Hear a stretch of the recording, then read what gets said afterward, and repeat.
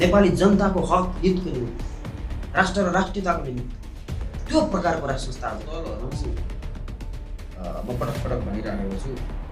Safe ल्यान्डिङको बारेमा safe landing Prithvinarayan शाहको व्याख्या र विश्लेषण गर्दै गर्दा पृथ्वीनारायण शाहले नेपाल एकीकरण गरेका थिए कि थिएनन् भनेर प्रश्न राष्ट्र संस्थालाई कसले कसरी बुझेको छ, कसले कसरी व्याख्या र विश्लेषण गरेका छ त्यो मेरो सर आफ्नो निकट बनाउनका निमित्त, उनीहरूलाई खुसी पार्नका निमित्त प्रधानमन्त्रीले नाजा बन्ने बाटो नेपाली जनताले त्यस्तो खालको राजाको परिकल्पना गरे होइन। नेपाली राजाले तपाईँको चाहिँ पृथ्वीनारायण शाह र राजा महेन्द्र जस्तो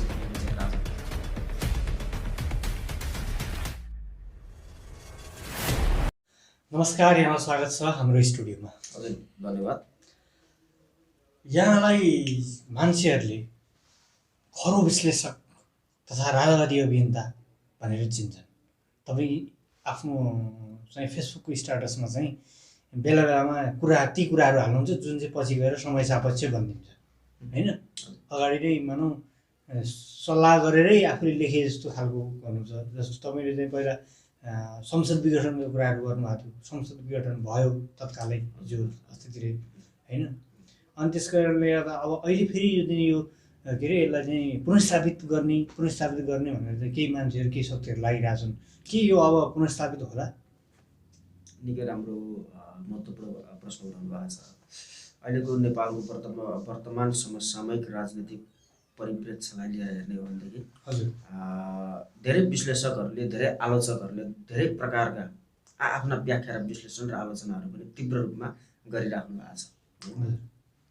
अब यसै क्रममा मैले पनि मेरो तर्फबाट व्याख्या विश्लेषण आलोचना गर्ने क्रममा मैले अबको नेपालको राजनीतिक परिवेश कता जाँदैछ, कता मोडिँदैछ भन्ने विषयमा अलिकति गहन भएर यसको तपाईँको जवाब दिनैपर्ने हुन्छ। हो, मैले अब तत्काल संसद विघटन हुँदैछ भनेर संसद विघटन हुनुभन्दा 2 दिन अगाडि लेखेकै हो। हजुर संसद विघटन भयो। तपाईँलाई यो कसरी थाहा हुन्छ? कि तपाईँलाई सल्लाह गर्छन् कि हामी विघटन गर्दैछौँ स्ट्याटस भन्छन् कि यो तपाईँलाई कसरी थाहा हुन्छ? यो थाहा हुने नहुने भन्दा पनि एउटा के हुन्छ, कसरी चाहिँ भन्नाले आकलन गर्न सक्नुहुन्छ तपाईँले यो हुँदैछ यो चाहिँ हुन्छ भनेर? सायद नेपाली राजनीतिलाई धेरै गहिरिएर बुझेको कारणले अथवा यो खालको परिवेशले कस्तो खालको सिर्जनालाई चाहिँ तपाईँको निम्त्याउँछ हजुर त्यो कुरालाई मनन गर्दै जाने क्रममा चाहिँ धेरै नजिक पुगेर पो यस्ता खालको कुराहरू चाहिँ मिल्न गएका हुन् कि भन्ने पनि लाग्छ होइन।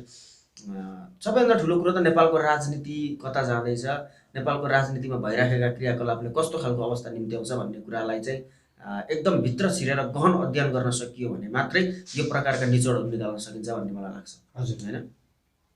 र अबको जुन बाटो, अबको परिवेश, अब के हुन्छ भन्ने जुन किसिमको तपाईँले प्रश्न गर्नुभएको छ, अब संसद पुनर्स्थापना हुने कतिको सम्भावना पनि नहुने भन्ने कुरा होइन।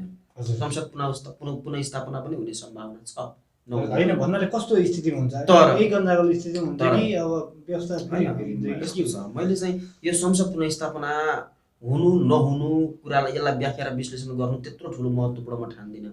संसद पुनर्स्थापना भए पनि केही फरक पर्दैन, नभए पनि केही फरक पर्दैन।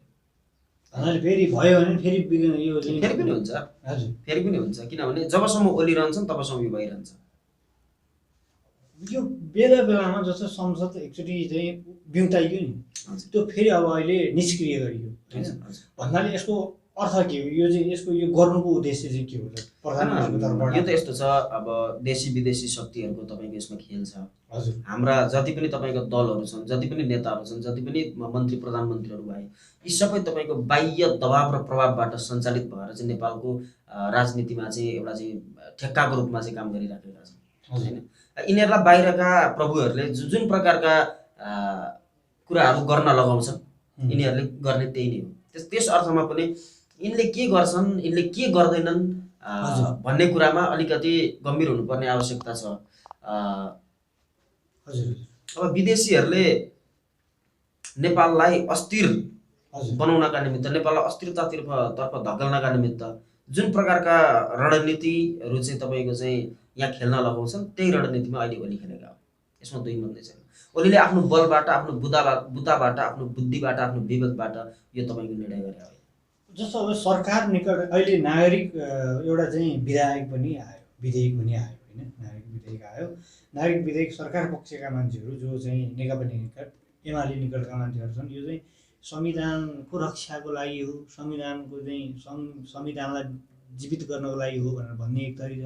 एक थरी मान्छेहरूले के भन्छन् भने यो नागरिक विधेयक चाहिँ भनेको चाहिँ यस्तो हो है, यो चाहिँ एकदम नकारात्मक हो, राष्ट्रघाती हो। तपाईँले यसलाई कसरी लिनुभयो?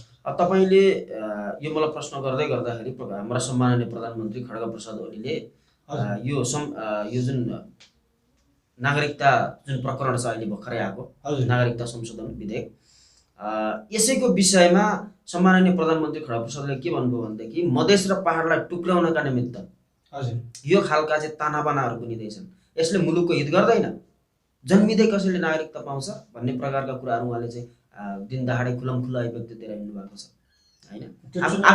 चुनावी सभामा बोल्नु भएको थियो, आफू सत्तामा नहुँदाखेरि अरूले गरेको त्यही निर्णय बेठिक, अनि आफू सत्तामा हुँदाखेरि आफूले गरेको त्यही निर्णय ठिक भन्ने अर्थमा हाम्रा प्रधानमन्त्री लाग्नु भएको छ होइन। अब यसको वास्तविकता के हो भने वास्तवमा अहिले जुन जन्मसिद्ध नागरिकको जुन के भन्छ नागरिकता प्रकरणको जुन कुरा आएको छ यसले हाम्रो नेपालको राष्ट्रियतालाई कमजोर बनाउँछ। कसरी? कारण किनभने जन्मसिद्ध एउटा विदेशी नागरिक आएर नेपालमा जन्मिने बित्तिकै नागरिकता पाउनु गलत हो, यहाँ त्यो अर्थ लाग्छ नि त। यहाँ सबैले तपाईँको नागरिकता पाउने भयो, कुनै हदबन्दी छैन। नागरिकता पाउने एउटा हदबन्दी हुन्छ नि। तपाईँ इन्डियामा गएर तपाईँले त्यसरी नागरिकता पाउन सक्नुहुन्छ, तपाईँले बङ्गलादेशमा गएर तपाईँले त्यसरी नागरिकता पाउन सक्नुहुन्छ, विश्वको कुन देशमा गएर तपाईँको जन्मिने बित्तिकै नागरिकता पाउँछ। र यसको तपाईँले जुन यो प्रश्न उठाउनु भएको छ यो चाहिँ भनेको चाहिँ एउटा मधेसी दलहरूलाई राष्ट्र संस्थालाई कसले कसरी बुझिया छ, कसले कसरी व्याख्या र विश्लेषण गरिरहेको छ त्यो मलाई मेरो सरकारको विषय होइन। आफू निकट बनाउनका निमित्त उनीहरूलाई खुसी पार्नका निमित्त प्रधानमन्त्रीले यो खालको चाहिँ नागरिकता विधेयक मधेसीहरूलाई, किनभने उनलाई त सत्ता बचाउनु छ नि त अहिले होइन, प्रधानमन्त्रीलाई सत्ता बचाउनु छ, उनलाई चाहिँ तपाईँको चाहिँ एउटा विश्वासको मत नपुगिराखेको अवस्थामा उनलाई विश्वासको मत पुर्याउनु छ, सरकार टिकाउनु छ, सत्ता टिकाउनु छ। यो अर्थमा उनले, किनभने यस्तो छ क्या हाम्रो नेपालको परिवेश जहिले पनि तपाईँको चाहिँ बाह्यतिर केन्द्रित भयो क्या। नेपालको राजनीतिको मुख्य नाभि केन्द्र भनेको जहिले पनि विदेश रह्यो क्या। 2007सम्म पटक पटक भनिरहेको छ, 2007 सालदेखि अहिलेसम्म आउँदाखेरि नेपालको राजनीतिको साँचो नै तपाईँको चाहिँ विदेशीसँग छ। तिनीहरूले जे गर्न लगाउँछन् यहाँ त्यही हुन्छ होइन। यस अर्थमा पनि तपाईँको संसद पुनर्स्थापित भएर अथवा नभएर नेपाली जनताले पाउने केही पनि होइन, देशले पाउने केही पनि होइन। र अबको स्पष्ट बाटो यदि मलाई सोध्नुहुन्छ भने हजुर अबको स्पष्ट बाटो भनेको मुलुक राष्ट्रवादको दिशातर्फ अग्रसर भइसकेको छ। हजुर यो राष्ट्रलाई कसरी बचाउन सकिन्छ, राष्ट्रियतालाई कसरी अक्षुण्ण राख्न सकिन्छ भन्ने कुरा नै अहिलेको चाहिँ महत्त्वपूर्ण कुरा हो होइन। यस अर्थमा पनि गणतान्त्रिक शासन व्यवस्थालाई यो पद्धतिलाई कसरी कमजोर बनाउन सकिन्छ, कसरी खलबलाउन सकिन्छ र नेपाली मन मस्तिष्कमा चाहिँ यसलाई चाहिँ कसरी चाहिँ एउटा चाहिँ असफल व्यवस्थाको रूपमा चाहिँ चित्रण गर्न सकिन्छ भन्ने कुराको अभ्यास अहिले यो व्यवस्थामा भइरहेछ। विशेष गरी अहिले प्रधानमन्त्री ओलीको पालामा यो भइरहेछ। अब यसले पक्कै पनि के चाहिँ म एउटा दाबीको साथ के चाहिँ भन्न सक्छु भने नेपालको राजनीति सधैँभरि यो बाटोमा जाँदैन। जस्तो मैले एउटा बिचमा कुरा गरेँ हजुर, जस्तो अहिले विप्लव हजुर, माओवादी र नागरिकको हैसियतमा बसेका पूर्व राजा ज्ञानेन्द्र एउटै किताबमा आए भनेर एक खालको चाहिँ एउटा जुन खालको चाहिँ न्युज समाचार बाहिर आएको छ, यसलाई तपाईँले कसरी लिनु? अब समाचारको कुरा तपाईँले जहाँसम्म गर्नुभएको छ यहाँ कोही इन्डियन दलालहरू छन् पत्रकारको रूपमा, कोही तपाईँको चाहिँ पश्चिमाका दलालहरू छन्, विदेशीको डलर खाएर नेपालको रानी बनेर तपाईँको चाहिँ लेलेको जङ्गलमा बसेर तपाईँको चाहिँ नेपाल विरुद्ध षड्यन्त्र गर्ने त्यस्ता चाहिँ प्रतिगामी हातहरू उठिरहेका छन्, प्रतिगामी कदमहरू चलिरहेका छन्। नेपाललाई कसरी तपाईँको नामेट पार्न सकिन्छ, नेपालको अस्तित्वलाई कसरी तपाईँको चाहिँ नामेट पार्न सकिन्छ भनेर 2-4 व्यक्तिहरूले लेखेका यस्ता तपाईँका लेखहरूलाई म त्यत्रो मान्यताको साथ हेर्न सक्दिनँ। भन्नाले के मार्छ सत्य हो होइन, सत्य हो सत्य होइन भनेर म त्यो कुरालाई अहिले भन्न सक्दिनँ होइन।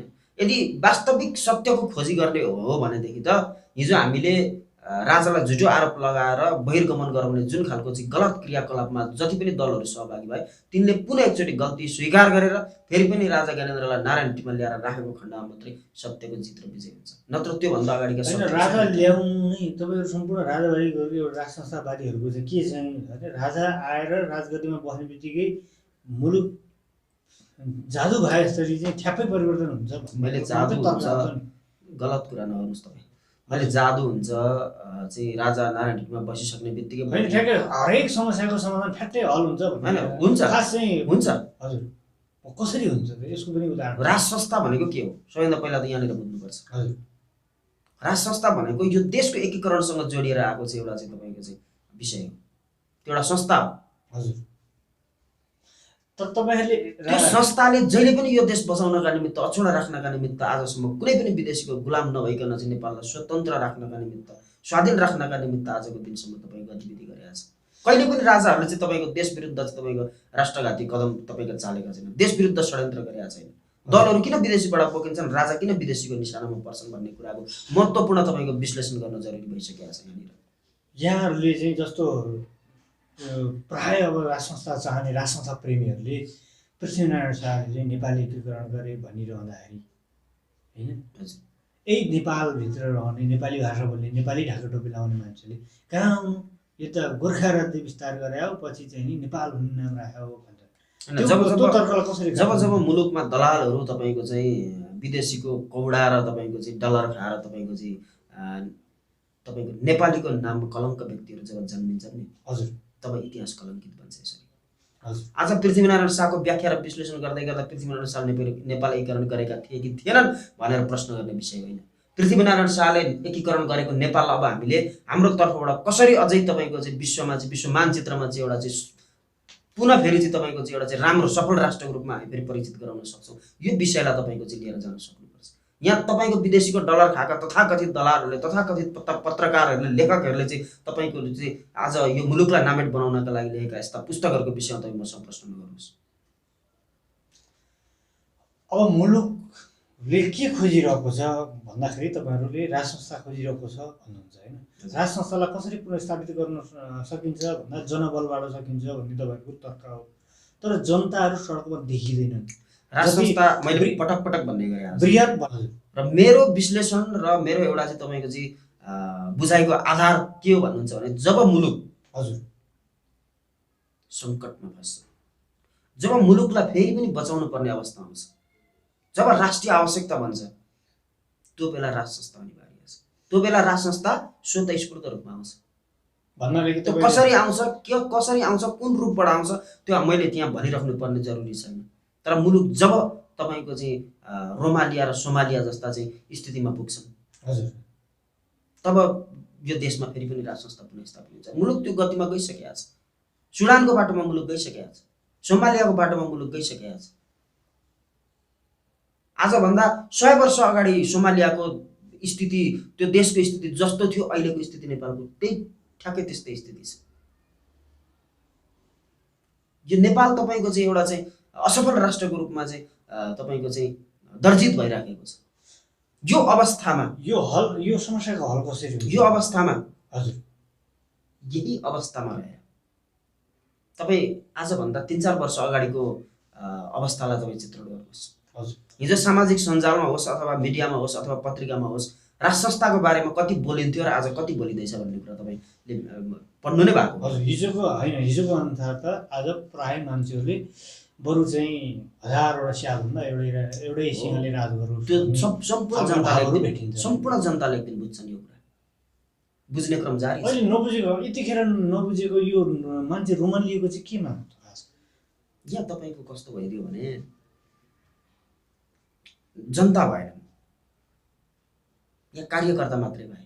हजुर यहाँ देशको चन्द्रश्री अङ्कित झन्डा बोक्नको लागि हिचकिचाउनेहरू पार्टीको झन्डा बोक्दा आफूलाई गर्व महसुस गर्छ। हजुर त्यस्ता खालका नागरिकहरू भएको देशमा परिवर्तन त्यति सजिलो छैन। हजुर एउटा वास्तविक परिवर्तन, राष्ट्रिय परिवर्तन, राष्ट्रिय क्रान्ति त्यो देशमा हुन गाह्रै हुन्छ।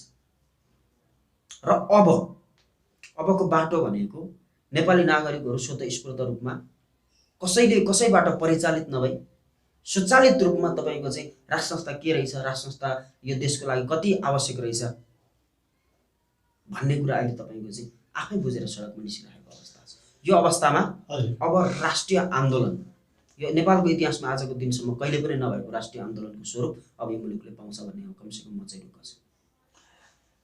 यो आन्दोलन जस्तो धेरै मैले अब ठ्याक्कै तपाईँलाई चाहिँ अलिकति मैले कटु वचन बोल्नु है, हजुर जस्तो यो आन्दोलन हुन्छ हामी यस्तो गर्छौँ उस्तो गर्छौँ यति यति मिनेटसम्ममा यति गतिसम्ममा चाहिँ हामी यस्तो गरिसक्छौँ भनेर सडकमा उर्लिएका मान्छेहरू अहिले कुन गाउँमा बसेर कुन कसको बारीको डिलमा बसेर मकै भटाउन खाइरहेका छन् यो के अरे यो चाहिँ के अरे सञ्चारमा पनि थाहा छैन होइन। कतै तपाईँहरूले भने जस्तै मान्छे सडकमा आउने आँधी बेरी ल्याउने भयङ्कर ठुलो आन्दोलन भने यस्तै एउटा चाहिँ गुमनाम हुने खालको कुरा त होइन भन्ने मान्छेहरूलाई लाग्न सक्छ। त्यसलाई कसरी प्रश्न पार्नु? त्यो मान्छेको बुझाइ हो हजुर होइन। कुन कुण्डले मुण्डले तपाईँको चाहिँ झ्याम्लेले के भन्छ त्यो त्यत्रो मेरो महत्त्वको विषय पनि होइन। हजुर यो देशमा 3 करोड नागरिक छन्, 3 करोड विचार जन्मिन सक्छ, करोडौँ विचार जन्मिन सक्छ होइन। तर वास्तविकता के हो, खोज के हो, अनुसन्धान के हो, सत्य के हो, तथ्य के हो भन्ने कुरा नेपाली नागरिकहरूले बुझ्न सक्नुपर्छ। कसले सत्य कुरा बोलिरहेको छ भन्ने कुरा नेपालीहरूले पहिचान गर्न सक्नुपर्छ। अब कुन झ्याम्लेले कुन कुण्डले कुन मुण्डले के भनौ त्यो कुरालाई मिडियामा जोडेर त्यो कुण्डले मुण्डलेको प्रचार नगरौँ भन्छ भन्दा। अब यस्तो तपाईँको साई शक्ति नेपाल हजुर र तपाईँको तर्फबाट हजुर तपाईँको पार्टीको अभियानको तर्फबाट पनि तपाईँको तर्फबाटै पनि चाहिँ के छ त अब नेपालको बुझाइ, नेपालमा के हुनुपर्छ र के चाहिँ हुन गइरहेको छ, नेपाली राजनीतिले कस्तो खालको मोड लिन्छ र यसलाई कसरी चाहिँ यो भइरहेको अवस्थालाई कसरी चाहिँ यसलाई हल गरेर निराकरण गरेर नयाँ खालको बाटो ल्याउन चाहिँ पहल गरिरहनु भएको छ त तपाईँहरूले? अब दलहरू म पटक पटक भनिरहेको छु सेफ ल्यान्डिङको बाटोमा छ, सेफ ल्यान्डिङ चाहिरहेका छन् यिनीहरूले। भन्नाले कसले भनेको उनीहरूले आजसम्म जे जस्ता मुलुक विरुद्ध गतिविधिहरू गरे हजुर त्यो गतिविधि गरेकै कारणले गर्दा उनीहरूलाई ज्यानको खतरा छ। भोलि यो देशमा एउटा राम्रो परिवर्तन भयो भनेदेखि उनीहरूमाथि खतरा छ। त्यो खतरा नहोस् भन्नका निमित्त उनीहरू त्यो बाटोमा अग्रसर छन्। उनीहरूलाई राज संस्था नै आए पनि त्यत्रो ठुलो महत्त्वको विषय भएन। न हिजो उनीहरूले हटाउँदाखेरि राज संस्था हटेको थियो, न उनीहरूले ल्याउँदाखेरि राज संस्था आउँथ्यो। मैले पटक भनिरहेको छु यो देशको आवश्यकताले राज संस्थालाई पुनर्स्थापित गर्छ। त्यो देशको आवश्यकता जब तपाईँको जगमगाएर नेपाली नागरिकहरू स्वतः स्फूर्त रूपमा चन्द्र सूर्य अङ्कित झन्डा बोकेर सडकमा आएको थियो नि हजुर यिनीहरूको भाग गरे भाग हुन्छ। त्यो स्थिति नहोस् भन्नका निमित्त यिनीहरू त्यो बाटोमा छन्, सेफ ल्यान्डिङको बाटोमा छन्।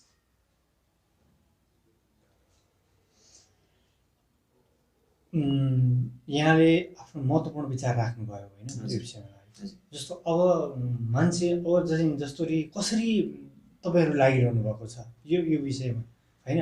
सडकको आन्दोलनले तपाईँले धेरैचोटि हामीसँगै कुरा गर्दाखेरि भन्नुभएको छ सडकको आन्दोलनले मात्र राज संस्था पुनर्स्थापित हुन सक्दैन होइन, यसको लागि चाहिँ ठुलो पहल गर्नुपर्छ। त्यो ठुलो पहल गर्नको लागि तपाईँहरू कतिको लाग्नु भएको छ र त्यो पहल केका लागि के अरे के हो त्यो पहलको नाम, त्यो अभियान कस्तो खालको चाहिँ बाटोबाट तपाईँहरू राज संस्था ल्याउन चाहनुहुन्छ? अब आउने राज संस्था कस्तो खालको राज संस्था हो? अब आउने राज संस्था नेपालको इतिहासकै एउटा चाहिँ राजा महेन्द्रको जुन एउटा चाहिँ स्वर्णिम युग भन्छ हजुर त्यो किसिमको राज संस्था अबको राज संस्था हो। त्यो खालको राज संस्थाले मात्र यो मुलुकलाई तपाईँको चाहिँ फेरि पनि बचाउन सक्छ, यो मुलुकलाई अक्षुण्ण राख्न सक्छ। हजुर होला कसैले अहिले नेपाली समाजमा कस्ता कस्ता दिग्गज भनौँ त व्यक्तिहरू पनि राजाको बारेमा अन्कनिएको मैले देख्छु। कस्तो खालको राजालाई ल्याउने त, कस्तो खालको राजालाई चाहिँ ल्याएर चाहिँ तपाईँको चाहिँ दरबारमा राख्दाखेरि चाहिँ तपाईँको चाहिँ राज संस्था बलियो हुन्छ अथवा देश बलियो हुन्छ त भन्ने विषयमा तपाईँको चाहिँ फितलो बुझाइको कारणले गर्दाखेरि पनि यो समस्या तपाईँको चाहिँ उत्पन्न भइरहेको छ। म यहाँबाट स्पष्ट रूपमा जानकारी गराउन चाहन्छु। होला तपाईँलाई तपाईँको श्रीमतीले घरमा मेरो राजा भनेर सम्बोधन गर्ने गरेको पनि होला हजुर, तर तपाईँ मक्क नपर्नुहोस्। तपाईँलाई श्रीमतीले मेरो राजा भनेकै कारणले गर्दाखेरि तपाईँ राजा बन्ने बाटोमा हुनुहुन्छ भने तपाईँ गलत हुनुहुन्छ। नेपाली जनताले त्यस्तो खालको राजाको परिकल्पना गरे होइन। नेपाली राजाले त तपाईँको चाहिँ पृथ्वीनारायण शाह राजा महेन्द्र जस्तो चाहिँ तपाईँको चाहिँ राजा खोजिरहेको अवस्था छ। त्यो खालको राजा तपाईँको यो देशको आवश्यकता हो, यो माटोको आवश्यकता हो, भूगोलको आवश्यकता हो। यहाँको धर्म, यहाँको भाषा, यहाँको वेशभूषा सम्पूर्ण चिजले त्यो किसिमको चाहिँ तपाईँको चाहिँ मौलिक राज संस्थाको चाहिँ तपाईँको खोजी गरिरहेको अवस्था छ। त्यसकारण म यहाँबाट के जानकारी गराउन चाहन्छु भनेदेखि यो देशमा सम्पूर्ण अधिकार सहितको राज संस्था, यो मुलुकको राष्ट्रिय अखण्डता, राष्ट्रियता, सम्पूर्ण चिजलाई बचाउनका निमित्त चाहिँ प्रयोग गरिने किसिमको राज संस्था। हजुर, राष्ट्रका सम्पूर्ण आधारहरू राज संस्थामा निहित हुनु पर्यो। त्यो प्रकारको राज संस्थाले मात्रै यो मुलुक बच्छ र अबको बाटो त्यही नै। जस्तो पहिला थियो त्यस्तै हुनु पर्यो अहिले पनि भन्ने कुरा हजुर यहाँको धारणा हो। अनि हिजोको स्वर्णिम युग आज फेरि फर्किनुपर्छ। मुलुक स्वर्णिम युगमा त आउनु पर्यो नि।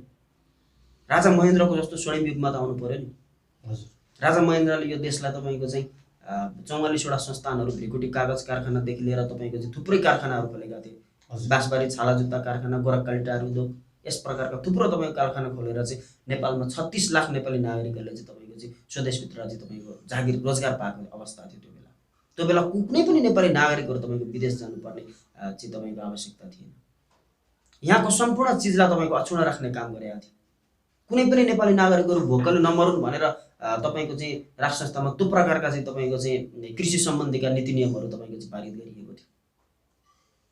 नेपाली जनताको हक हितको निमित्त, राष्ट्र र राष्ट्रियताको निमित्त त्यो प्रकारको राज संस्था आजको आवश्यकता हो। त्यो राज संस्था अब हामी नेपाली नागरिकहरूले खोजी गर्न सक्नुपर्छ। भन्नाले अब त्यो स्वर्णिम युग फर्किन्छ, यसमा तपाईँहरू विश्वस्त हुनुहुन्छ? विश्वस्त छु म विश्वस्त छु। तपाईँलाई कतै लाग्दैन यो राजावादी आन्दोलनमा हिँड्दा, राजा फर्काउने अभियानमा हिँड्दा होइन यसरी चाहिँ तपाईँले चाहिँ ठाँटमाटका सहित चाहिँ ढाका टोपीले चाहिँ दौरा सुरुवाल लाएर देश र राजाको पक्षमा बोल्दाखेरि कतै गल्ती गरिरहेको जस्तो, कतै म गलत बाटो बिराइरहेको जस्तो, अथवा चाहिँ मैले फजुलमा समय खेर फालिरहेको जस्तो अनुभूति हुँदै? त्यस्तो मलाई लाग्दैन। म चाहिँ एकदमै धेरै खुसी छु, किनभने म एउटा सचेत नेपाली नागरिक हजुर हो भन्नेमा मलाई गर्व लाग्छ पहिलो कुरो त। हजुर, किनभने यो देशको धर्म मैले बुझेको छु, यो देशको माटो बुझेको छु, सम्पूर्ण चिज मैले यो देशको बुझेको छु। त्यस अर्थमा पनि यो देशको सम्पूर्ण चिज बुझेको, यो धरातल बुझेको, सम्पूर्ण चिज बुझिकन मलाई आज यो माटोको लागि, यो देशको लागि, यहाँका नागरिकहरूको चाहिँ तपाईँको हक हित र रक्षाको निमित्त के कस्ता नीति नियमहरूको तर्जुमा गर्दाखेरि अथवा कस्तो खालको चाहिँ तपाईँको चाहिँ व्यवस्थालाई तपाईँको चाहिँ फेरि पनि तपाईँको पुनर्स्थापित गर्दाखेरि यो मुलुक र नेपाल र नेपालवासीको भलो हुन्छ भन्ने कुरामा तपाईँको लागिरहँदाखेरि म यसमा भन्नाले तपाईँको जहिले पनि गर्व महसुस। तपाईँको भनाइको तात्पर्य यो देश बुझ्नेले, धरातल बुझ्नेले अथवा यो यहाँको मौलिक संस्कृति बुझ्नेले मात्रै राजालाई मन पराउँछ, राजाको महत्त्व बुझ्छ भन्ने हो? डेफिनेटली हो। जसले यो देशको धरातल बुझेको छैन, जसले यो माटो बुझेको छैन, जसले यो माटोको सुगन्ध बुझेर सुगन्ध सुँघेर तपाईँको यो माटो कस्तो माटो भनेर पत्ता लगाउन सक्ने त्यो क्षमता जुन नेपालीसँग छैन, जुन नेपालीले तपाईँको चाहिँ राज संस्थाको महत्त्व बुझ्न सक्दैन, आजको दिनमा त्यो नेपाली कहलाउन सक्दैन। समय र संवादको लागि धेरै धेरै धन्यवाद। हस्, यहाँलाई पनि एउटा मलाई विचार राख्ने चाहिँ अवसर दिनुभएकोमा तपाईँलाई पनि धेरै धेरै धन्यवाद दिन चाहन्छु।